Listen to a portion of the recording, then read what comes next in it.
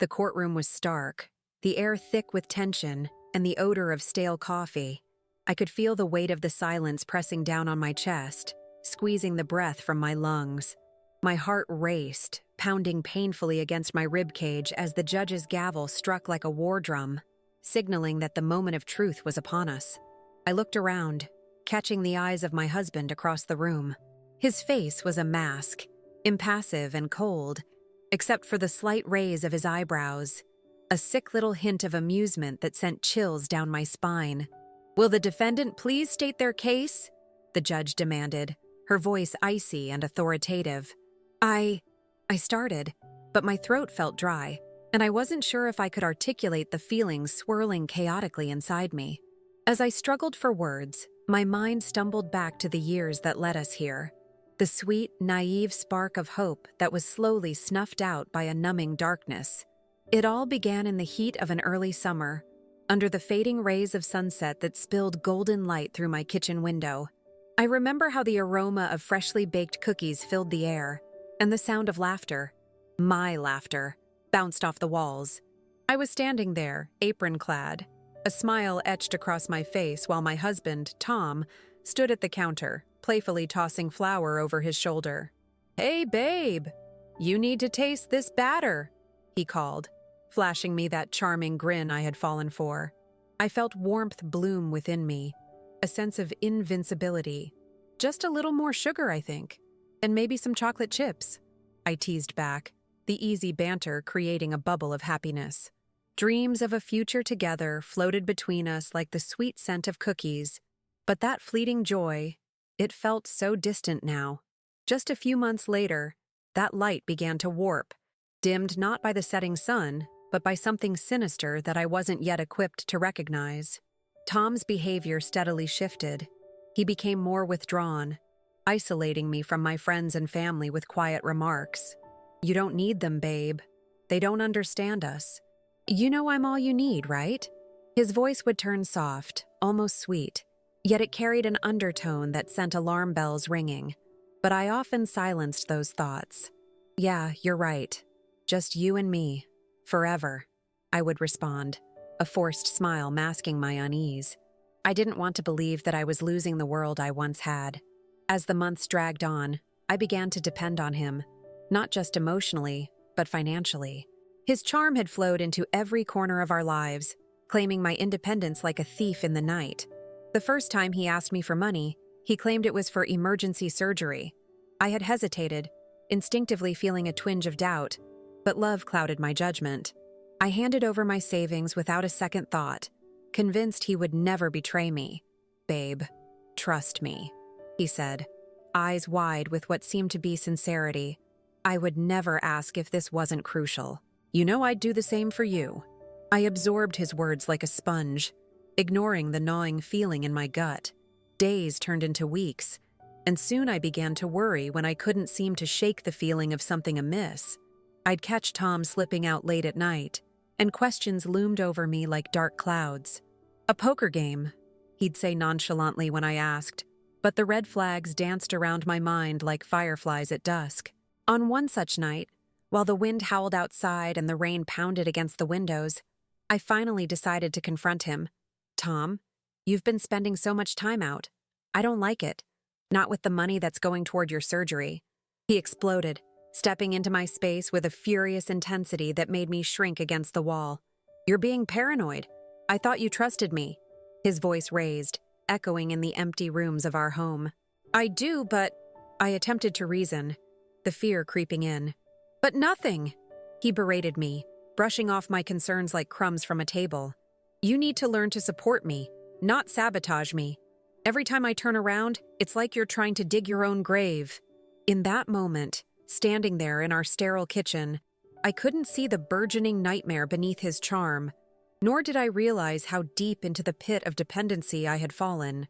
Night after laborious night, I found myself retreating further into myself, into a shell hardened by love and regret. I wasn't just afraid for my future anymore.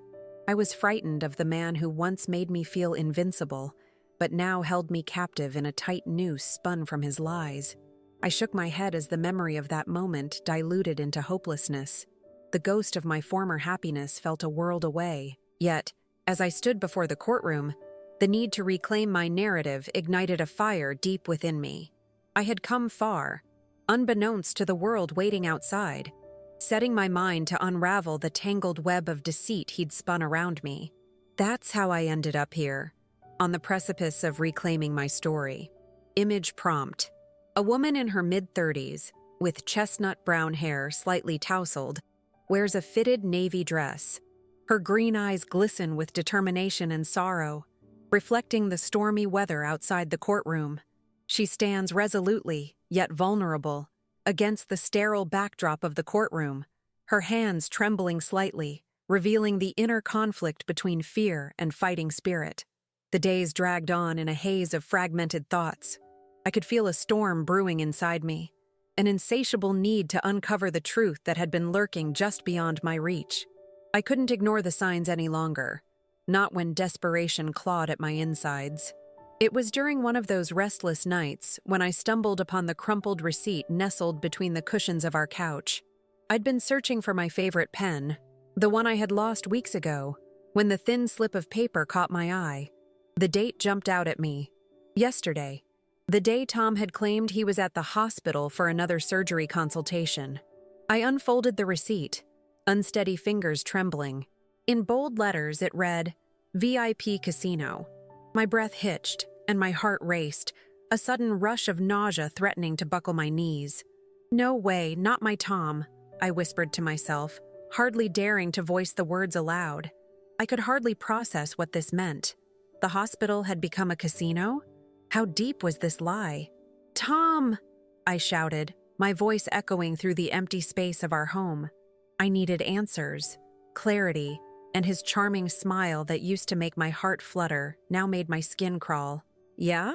He appeared around the corner, his shirt rumpled, a careless look in his eyes. What is this? I held up the receipt, my pulse quickening as I felt a mixture of anger and betrayal bubbling to the surface. You said you were at the hospital yesterday, but you... His reaction was instantaneous, a darkening of his face that twisted into something I barely recognized. You were snooping through my things? He snapped, voice low and dangerous. It was just here, and What kind of wife digs through her husband's stuff? You're acting insane. He took a menacing step forward, and the old fear I had thought I banished surged back, suffocating me. No, Tom, listen. You told me you needed emergency surgery. This doesn't add up. His calm facade shattered, replaced by an explosion of anger. You need to get a grip. If I wanted to gamble, I'll gamble. It's my money, isn't it?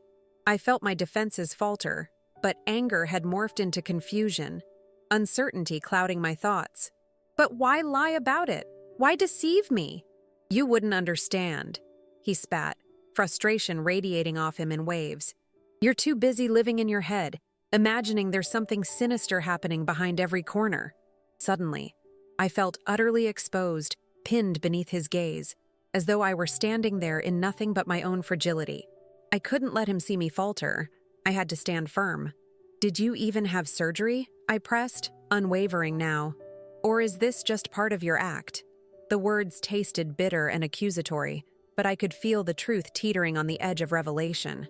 I'm done with this conversation, he ground out, spinning on his heel and heading away, leaving me standing there amidst the shadows of deceit. My instinct screamed for me to follow him, to demand the truth, but a torrent of self-doubt flooded my mind.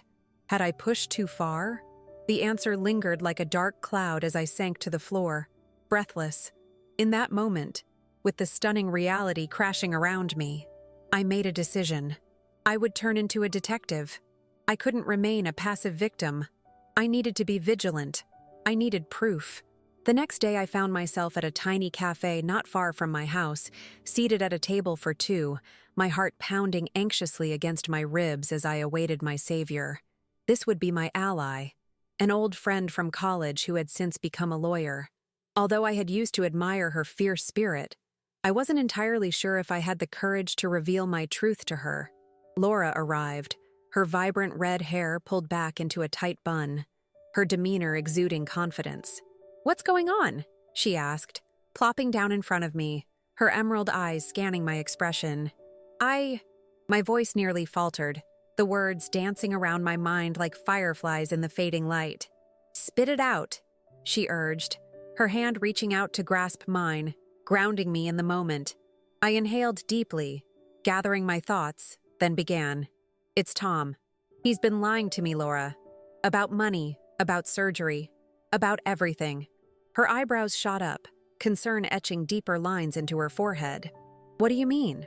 I recounted every detail, the hospital lies, the casino receipt, his insistent isolation, the nights that turned into long, sleepless hours filled with dread.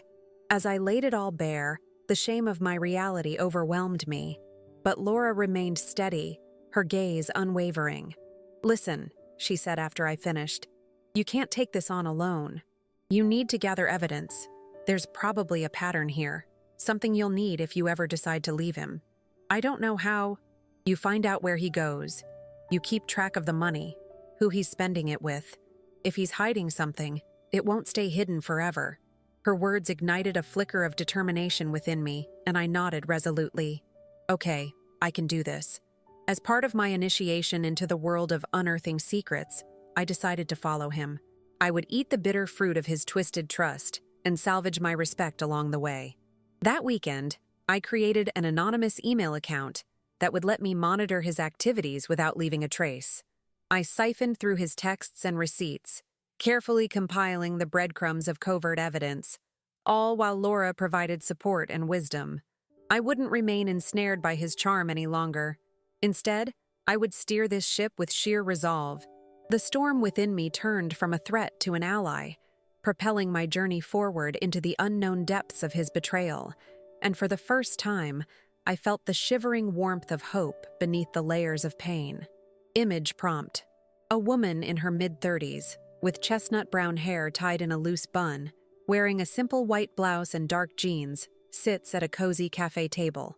Her green eyes are fierce, reflecting determination yet tinged with vulnerability. A slight flush of color rests on her cheeks, her thin fingers wrapped around a warm latte as she prepares to reveal the secrets of her troubled marriage to a confident friend across from her. The cafe is softly lit, filled with the aroma of fresh coffee and the hum of hushed conversations. It was a chill evening, the kind where the air felt thick and heavy with anticipation. I knew Tom would be home soon, and the receipt I had found gnawed at my insides like a ravenous beast. As I paced around our small living room, I replayed every moment. The charity he had claimed for his surgeries, the late-night outings, and now, the evidence I had uncovered. When he finally walked through the door, I forced a smile that felt foreign on my lips. "Hey, babe." My voice trembled slightly, but I swallowed the fear clawing at my throat. "Hey," he replied, his tone as unbothered as if he were already in on the joke. "What's up?" I took a deep breath, mustering every shred of courage I had left. "We need to talk." "About what?" He leaned against the doorframe, arms crossed, an image of relaxed confidence. "About your surgery." I thrust the receipt forward, heart racing. "You told me you were at the hospital yesterday, but were you?" I held my breath, the tension hanging in the air, waiting for the truth to unfurl. He frowned, a flash of irritation flickering across his face. "What are you talking about?" "I was at the hospital." "No," I insisted, my voice firming. "You were at a casino. I found this." Tom's expression shifted, eyes narrowing suspiciously. "So now you're going through my things? Snooping? Seriously? This isn't some soap opera, babe." "I'm not snooping. I'm trying to understand why you're lying to me. You said you needed money for surgery. I can't trust you if you're wasting it at a casino." My heart raced even faster, panic threatening to bubble over into rage. He stepped closer, invading my personal space, his breath hot against my face. "You are overreacting. This is embarrassing. For you." I recoiled, suddenly feeling small and fragile before his towering presence. "I'm just trying to understand." "Understand what? That you're a paranoid mess?" His voice snapped like a whip, and the realization hit me. He was deflecting. He was turning the tables, making me seem like the villain in our twisted narrative. "Why don't you just admit it?" I persisted, needing to cling to the thread of sanity left in this confrontation. You're gambling away our money and lying about it. I deserve to know the truth." Tom chuckled darkly, shaking his head as if I were a child throwing a tantrum. "You keep playing the victim, but everyone, even your friends, are going to see through this madness. You're trying to make me the bad guy because you're unhappy with your own life. You never supported me." The walls felt like they were closing in on me. "What? How could you possibly think this is about me? You're the one who's lying. You're digging your grave, babe. This is the path you're choosing." He shot back, his voice dripping with condescension. "And when they ask questions, when they see you spiraling, it will be on you." I felt the ground beneath me shift, my world tilting as the weight of his words pressed down, suffocating any rational thought. "What are you talking about? The family? The friends?" He waved his hand dismissively, a smirk tugging at his lips as he moved away. "If you go around saying I'm lying, you'll look like a crazy person. And believe me, nobody will want to help you." My stomach churned at the realization that he had somehow flipped this entire situation on its head while I stood there, reeling in disbelief. Desperation surged, and I grasped for strength. But every ounce of clarity I had fought for began to evaporate into hopeless confusion. "You've made me feel trapped, Tom," I confessed, my voice breaking. "I can't keep quiet anymore. My life is slipping away, and I can't just let you take it." "And what's that supposed to mean?" His laughter was cold, echoing inside our small home, transforming the warmth into a chilling desolation. "What will you do? Leave me? Start over?" I clenched my fists in frustration, pushing back the tears that threatened to spill. "I don't know, but I won't let you manipulate me any longer." His eyes darkened, replacing the amusement with something much more sinister. "You think you're resilient? That you're strong enough to fight me? You're just a scared little girl playing dress-up. This isn't a game you can win." The accusations stung, circling back to the vulnerability I yearned to escape. In that moment, every self-doubt rushed back like a tidal wave, and the weight of his words bore down on my chest, making it difficult to breathe. "I'm serious, Tom. You don't get to decide how my story ends," I said, desperately clinging on to any trace of strength I had left. "You're right," he sneered. "Your story's going to end just like it began. Alone, pitied, and forgotten. No one will have your back." As he walked away, leaving me still standing tense and trembling in the kitchen, I felt the icy grip of despair squeeze my heart. I was imprisoned in this fabricated reality he'd constructed, with no clear way out. But a flicker of defiance ignited in my soul, even as the isolation crept back around me like a suffocating blanket. I would find a way to gather my truth, something I could use against him. He wouldn't keep me from reclaiming my life any longer. Image prompt. A woman in her mid-30s, with chestnut brown hair cascading down her shoulders, stands in a stark kitchen filled with shadows. The contours of her face are tight with tension, emerald eyes ablaze with fierce defiance against the man glaring at her from across the room. She wears a fitted black sweater, holding a crumpled receipt tightly in her fist, her shoulders squared, every muscle taut with determination, amidst an atmosphere fraught with emotional turmoil. The air was thick with tension as the confrontation reached a fever pitch. I stood there, breathless, the once familiar embrace of our home now suffocating around me. Tom's face had twisted into a mask of rage. I could feel the anger radiating off him like heat from a raging fire, and it terrified me. I was trapped in a nightmare I couldn't wake from. "Get out!" he shouted, his voice echoing in the confined space. "What?"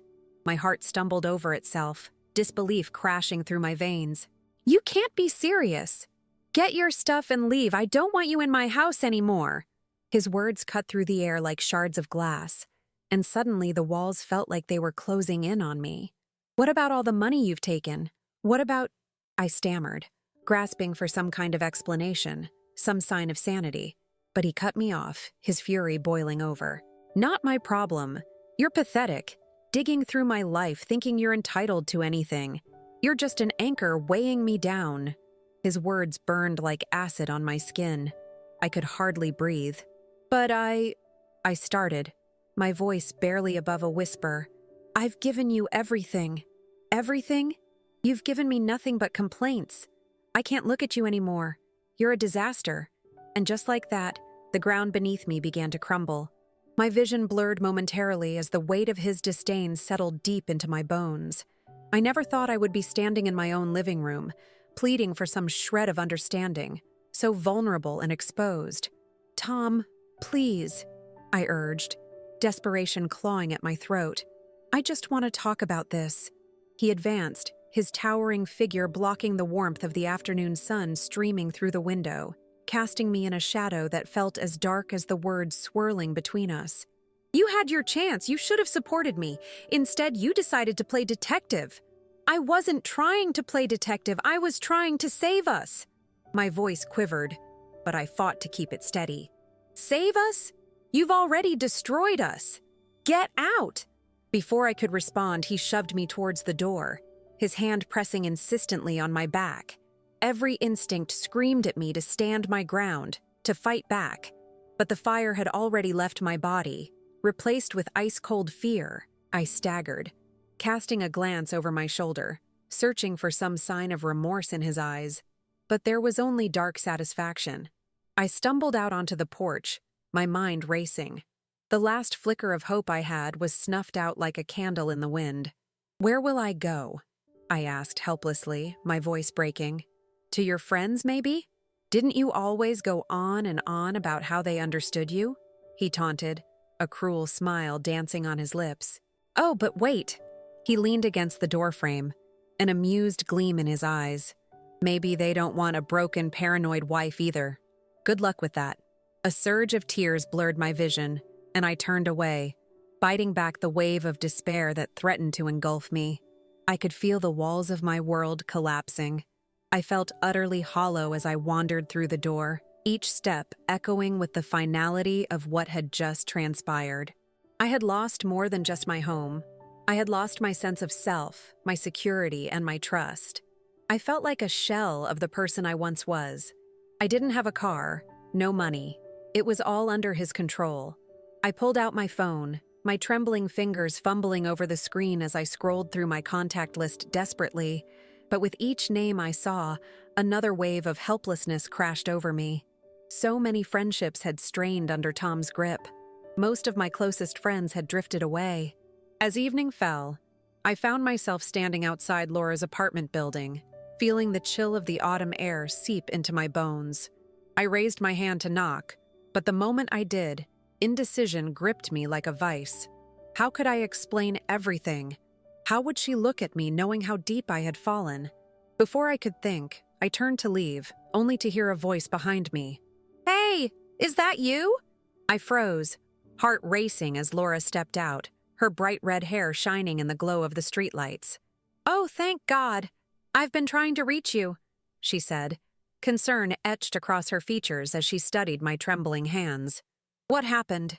"Tom, he kicked me out," I murmured, my voice barely audible against the crisp night air. "What? Are you serious?" Her shock flicked a switch inside me, igniting the remnants of my fight. I felt a dam break as words poured out uncontrollably, ugly truths tumbling from my lips. I found a receipt. "He's been lying about everything, Laura. I just wanted to know the truth, but he turned it all against me. It's over. I'm out of money, out of everything. He thinks I'm beneath him now." Laura's expression twisted in empathy as she took a step closer, reaching for my arm. "You're safe with me. Don't worry. We'll figure this out. Don't panic, okay?" But how could I not panic? There I stood, alone, without financial resources, facing the weight of my reality crashing down like heavy rains on parched earth. How far had I fallen? "Let me in, Laura," I breathed, clutching her arm with trembling fingers. "I have nowhere else to go." "Of course," she whispered, guiding me into her apartment, the door shutting behind me with a heavy thud. But even within the sanctuary of her walls, the truth loomed, that I had lost everything. They thought they had destroyed me. If you hate bullies, hit the like button. Image prompt. A woman in her mid-30s, with chestnut brown hair now frizzed from despair, stands outside a dimly lit apartment building, her expression one of pain and desperation. Her once-fitted navy dress is wrinkled, shoes scuffed, and she clutches a small, battered purse to her chest like a lifeline. Tears glisten in her emerald eyes, reflecting the streetlight's glow as she looks toward a supportive friend at the doorway, the warmth of comfort in stark contrast with her cold vulnerability.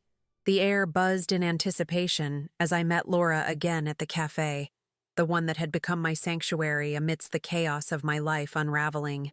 With each step, a mix of determination and dread coursed through me, yet the warmth of her fierce spirit reminded me I wasn't alone in this fight. As I settled into my chair, I could see Laura was already flipping through some documents spread across the table. She looked up, her emerald eyes reflecting deep concern. "What do you want to do next?" she asked, her voice brimming with genuine care.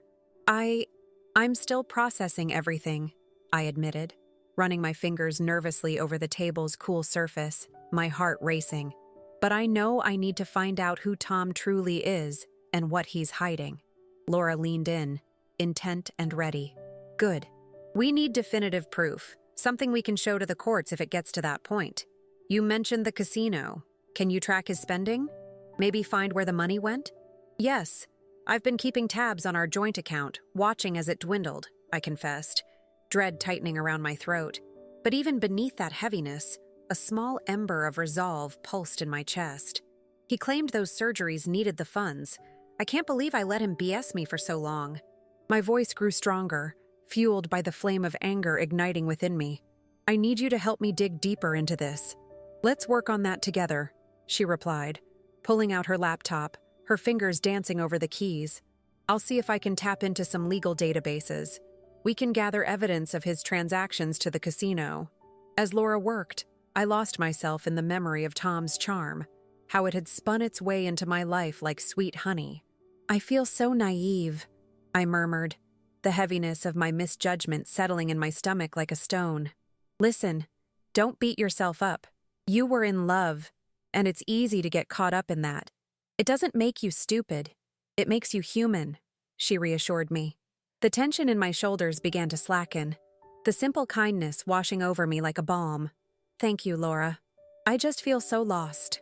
I never expected my life to unfold like this." A ding erupted from her laptop, and she turned toward me, animated.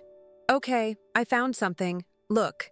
She turned the screen toward me, revealing a list of transactions.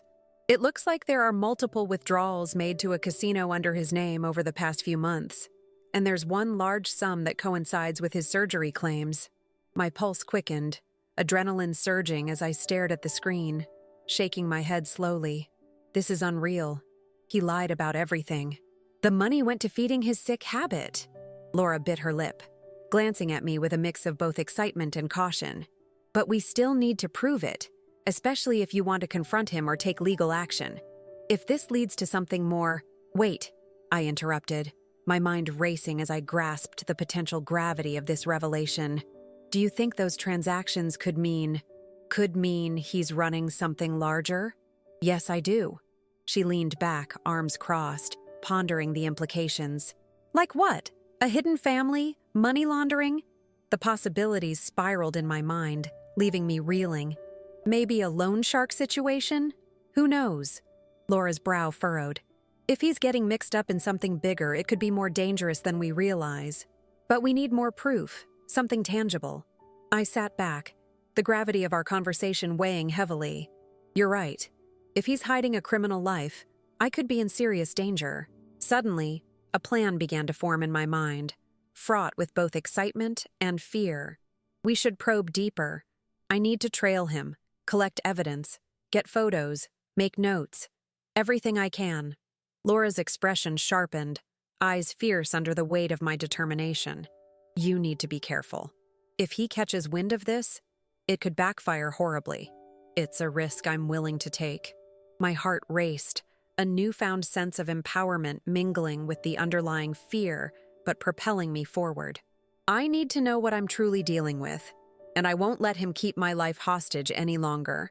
With each moment spinning towards the inevitable confrontation, I felt the pieces solidifying, like blades sharpening for the battle ahead. "Okay," Laura smiled, pride radiating from her. "Let's map this out. What time does he typically leave?"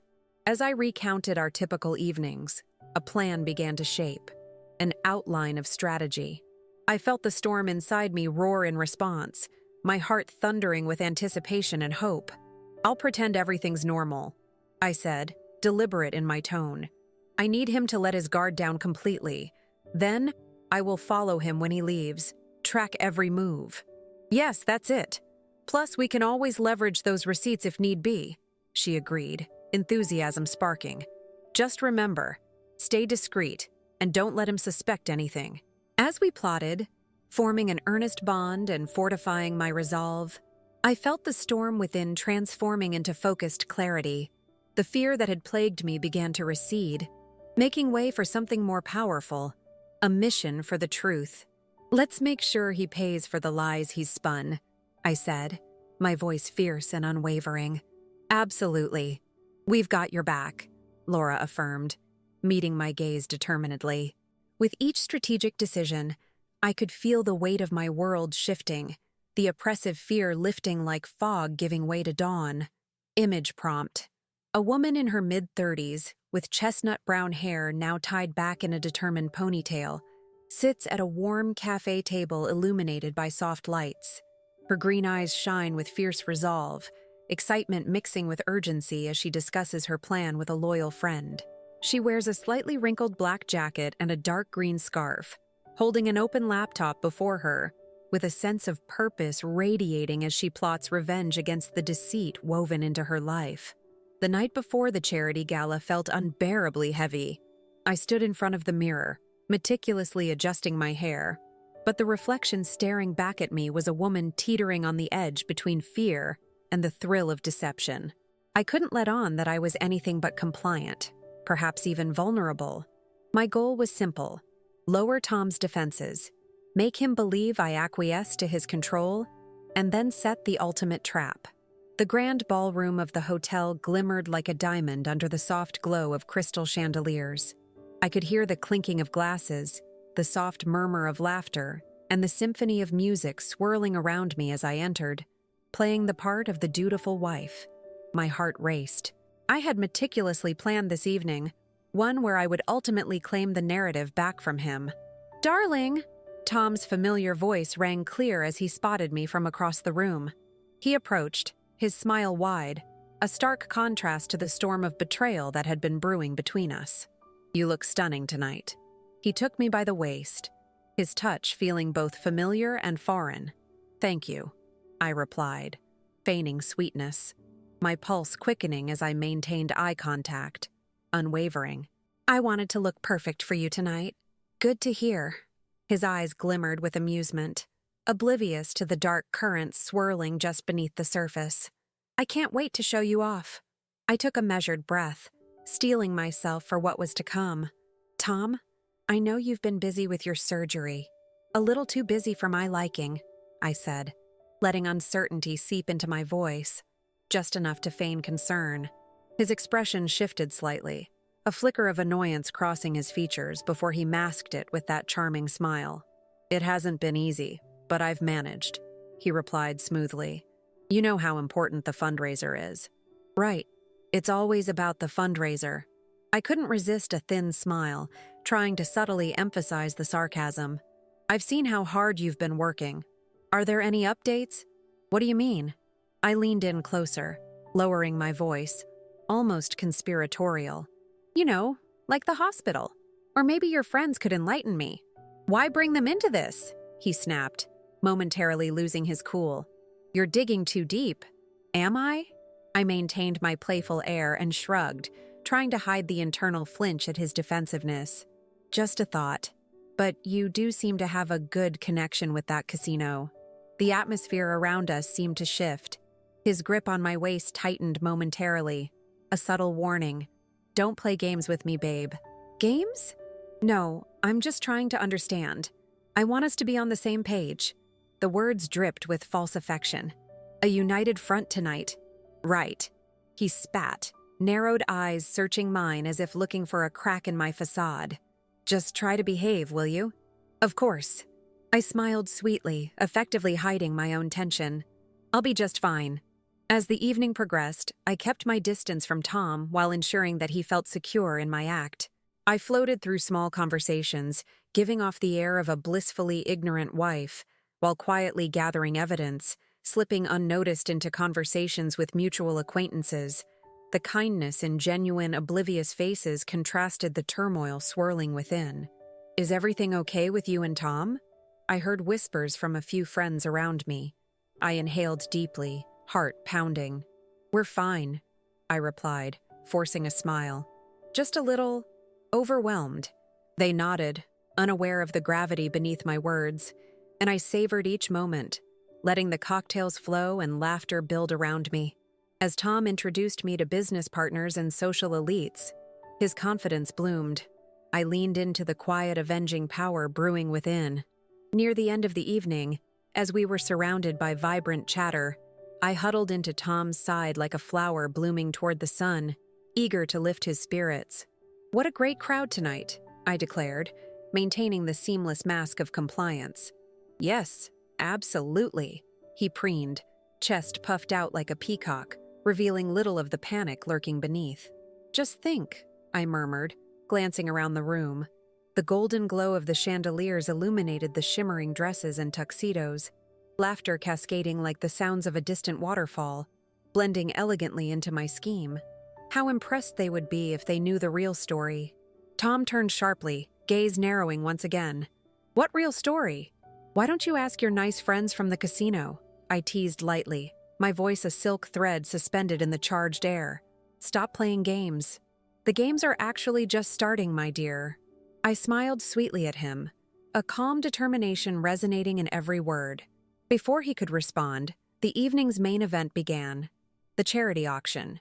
"And next up, a fabulous getaway for two to our partner casino. Bid starts at $500. A voice resonated from the stage, and I saw my chance unfold. "Tom, you should bid on that. We could use a little getaway, just the two of us," I urged, nudging him gently with my elbow. Truthfully, I wanted to see his reaction when he realized he could potentially expose himself under pressure. "Yes, it's a great opportunity," he grinned, the excitement rising to gather a crowd around him as he waved his hand, eyeing his competitors. The auctioneer began the countdown, and I could feel the tension spiral, the late-night urge to fight blurring reality. The pressure mounted as the bids escalated. "I'll go for 700, Tom shouted, his confidence brimming. When the auctioneer called, "Going once, going twice," I felt my heart race. $800, I called out, pretending to challenge him with a feigned smile. Tom's face twisted in surprise. "Are you serious?" "Yes," I insisted, heart pounding with the rush of adrenaline. "Let's show everyone how well we play together." The bid continued, and I could see shadows of fear cross his features. As we pushed the auction higher, I pulled back slightly, whispering, "Tom, why don't you show them your winnings? Let's share the spotlight." The crowd murmured with excitement, eyes darting between us. This was my moment to finally shine under the fear of exposure. "Let's see who has the deeper pockets," I taunted lightly, feeling the rush of power surge through my veins. Tom hesitated, uncertainty brewing beneath the surface, but the eyes on him demanded an answer, fueling his pride. $1,000, he shouted, grinning despite the tension simmering just beneath it. I barely masked the grin edging on my lips. I would make him sweat. 200. With each bid, I could see his facade cracking, the mask of invulnerability slipping. This was it. I was ready to expose him where he would be cornered. "We'll have such a lovely vacation," I laughed lightly, watching the nervousness flash in his eyes. "Going once! Going twice! Sold to the lady in the front!" The auctioneer's voice rang out through the atmosphere, and cheers erupted around us. I had snagged the victory, but it wasn't just the win. It was the trap I had woven around him. When the applause faded, I leaned closer to him, my voice barely above a whisper. "I hope this vacation brings you that peace you've been seeking, my dear. I just love surprises." Tom's smile looked painted on, but the realization of my intention hung in the balance. I had successfully lured him into my trap, and now, It was only a matter of time before the curtain of his deception would rise and reveal the truth. I had to decide, forgive or destroy? Tell me in the comments. Image prompt. A woman in her mid-30s with chestnut brown hair elegantly styled into soft waves stands confidently at a glittering charity gala. Clad in a stunning emerald green gown that accentuates her figure, she exudes a mixture of excitement and cunning, green eyes sparkling with determination. The lavish background reveals a crowd of elegantly dressed guests, laughter and chatter illuminating the air. She secretly wields the undeniable power in her hands, anticipation building as the evening unfolds before her. The evening of the charity gala was surreal, a cacophony of laughter and music mingling with the sweet aroma of fine dining. As I stood poised at the podium, I could feel the intensity of every gaze in the room, their eyes alight with anticipation, and I savored every moment. Tonight, I would unveil the secrets that had clung to me like shadows for far too long. "Ladies and gentlemen," I began, my voice steady yet warm, the microphone amplifying the quiver of my heart as I held their attention firmly in the palm of my hand. "Thank you for gathering tonight to support a cause that means so much to our community." Tom stood beside me, oblivious to the tempest brewing just beneath the surface, wearing that infuriatingly perfect smile, a facade for the mirrored cracks in our life. He leaned closer, attempting to whisper sweet nothings, but I was on a mission, the truth a burning ember in my chest, waiting to ignite. "It is not just the cause that is important," I continued, decorum ringing in my tone. "It's about accountability and transparency. It's about trust." His brow furrowed slightly, confusion flitting over his face. "What are you talking about?" Ignoring him, I surveyed the crowd. Many familiar faces scattered among the larger crowd, the guests' expressions varying from intrigue to disbelief. But I allowed myself to connect with a few friends. Laura's reassuring nod from the corner, a silent affirmation of my strength fueling the fire within me. "Tonight, I want to share a story that some of you may recognize." My voice wavered only slightly, a measured vulnerability. "It's a tale that will shed light on the nature of true loyalty and what it means to be honest in a partnership." Tom's lip curled, revealing a flash of annoyance that only fueled my resolve. "What are you—" "Tom," I interjected, my gaze locking onto his. "Do you remember when you begged me for money for your surgery?" Silence clung to the air, the room tightening around our shared history, every breath laced with tension. The crowd seemed to collectively lean in, hanging on my words. "How could I forget?" he shot back defensively. "Oh, I'm sure you remember. You presented it as life or death, something urgent, something absolutely necessary." I let the quiet hang, relishing the way everyone watched in rapt attention, eyes darting between us. "I trusted you, blindly held your hand while you swindled me for everything I had." He opened his mouth to protest, but I raised my hand, the power surging through me like electric currents. "But tonight, I have something I want to reveal." I drew forth a handful of photographs, crisp and damning, and held them aloft for all to see. The gasp that reverberated through the crowd was music to my ears. "These are taken days after your so-called emergency surgery. Photos of you looking quite healthy at the VIP casino." "No, those are fake," he exclaimed, shock morphing into anger, his voice cutting through the silence with jagged edges. "Fake?" I echoed, relishing the sweet taste of vindication. "And just who would have gone to the trouble of doctoring these images, Tom? Surely not your loving wife." The bitterness of my past mingled with the justified anger that propelled me forward. "They show a man who is healthy enough to gamble away our savings, while I struggled to keep the house and maintain even a semblance of normalcy." "Babe, hold on," he muttered, attempting to backtrack. But the damning evidence lay bare before the world, and the crowd murmured in disbelief. "Is it not humiliating?" I continued, each word laced with sharp elegance. "To have manipulated my trust so effortlessly?" I glanced across the audience, picking out familiar faces. He would disappear for hours, using my love as the wellspring of his deceit, while I was left to wonder about his well-being. "While you," I turned back to Tom, "trampled over our vows for the sake of your own indulgence." The palpable tension formed a thick fog as Tom's bravado began to waver. "You don't understand a thing," he spat, desperation creeping into his voice. "I understand all too well," I responded, my voice colder than the winter chill. "You twisted our love into a weapon, using it as a guise for your treachery. And now, it's time to face the consequences." His eyes darted around the room, searching, pleading for redemption that would never come. "This is just a misunderstanding." "Misunderstanding," I emphasized, the crowd hanging on each syllable. "Did you misunderstand when your lies made me realize how deep your deception ran?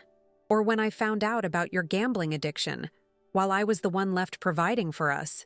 They won't believe you."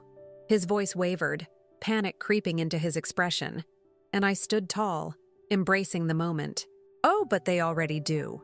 I met the gaze of the audience, soaking in their disbelief, their changing perceptions, murmured conversations that grew louder, and realized I had finally ascended to a position of strength. I may have fallen into despair, but this isn't just about me. It's about everyone who has stood by while someone else lives a lie. Deep breaths filled my lungs as I steadied myself, channeling the resolve of years of manipulation and heartache. I refused to be the victim any longer. With one final glance, I smiled, the corners of my mouth turning upward in a victorious curve.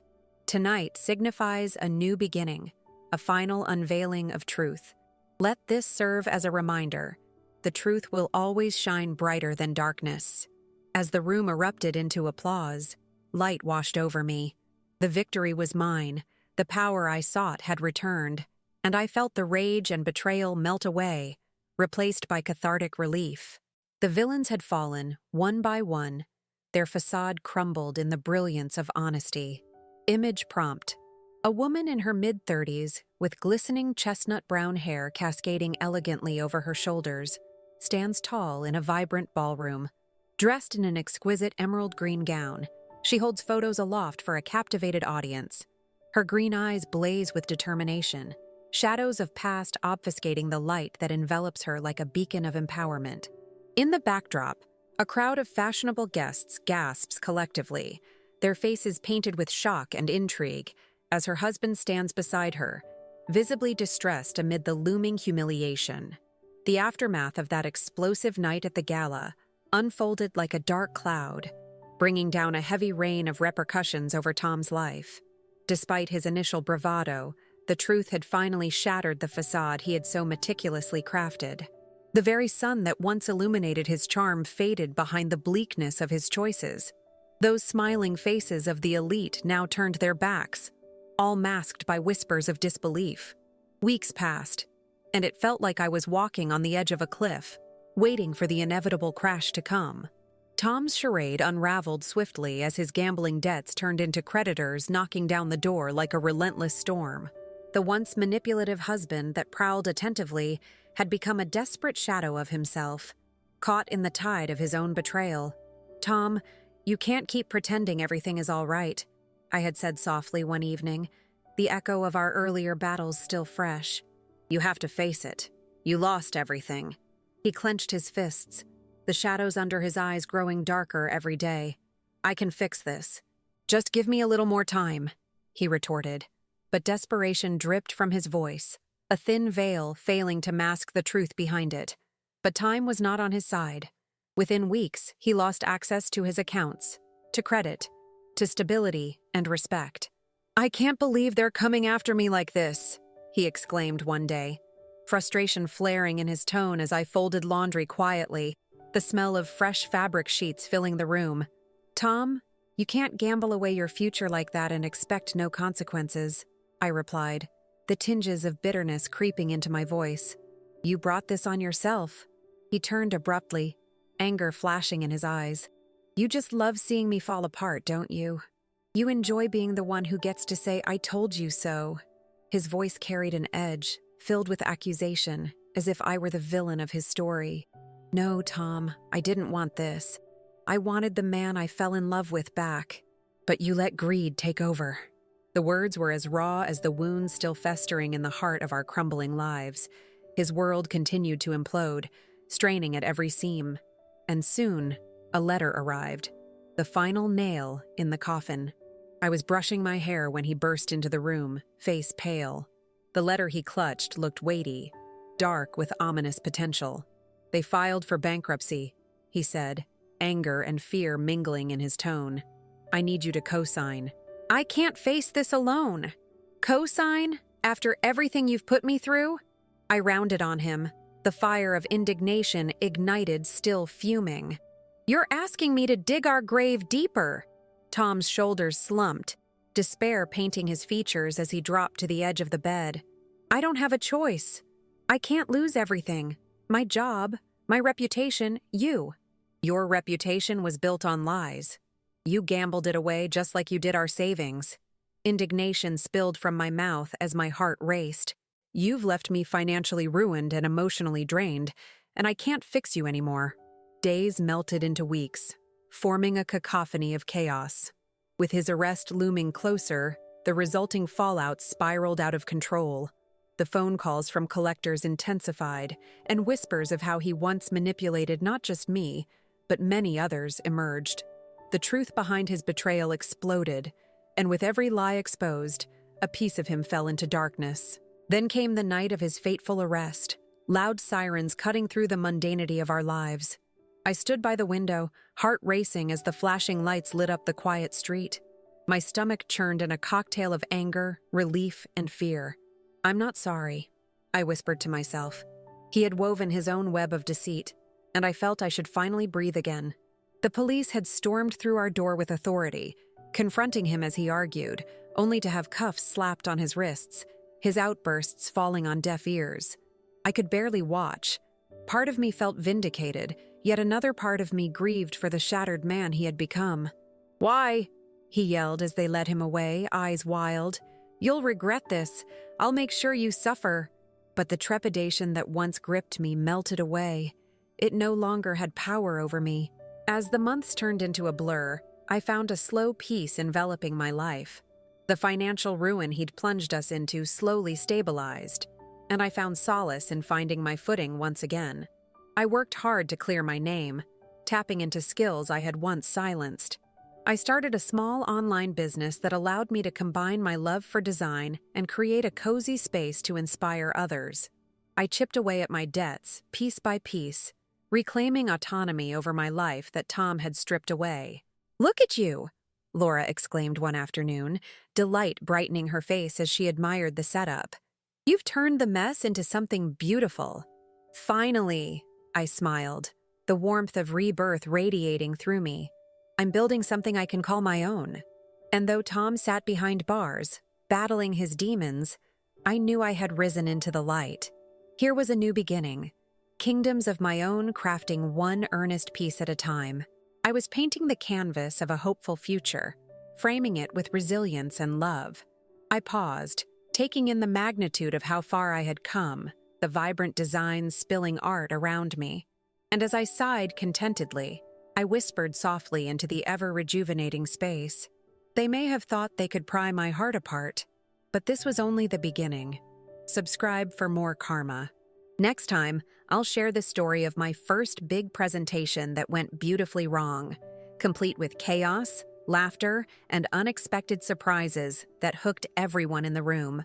Image prompt: a woman in her mid-30s, with chestnut brown hair tied in a neat bun, stands in a bright, welcoming home office adorned with colorful designs and positive quotes on the walls.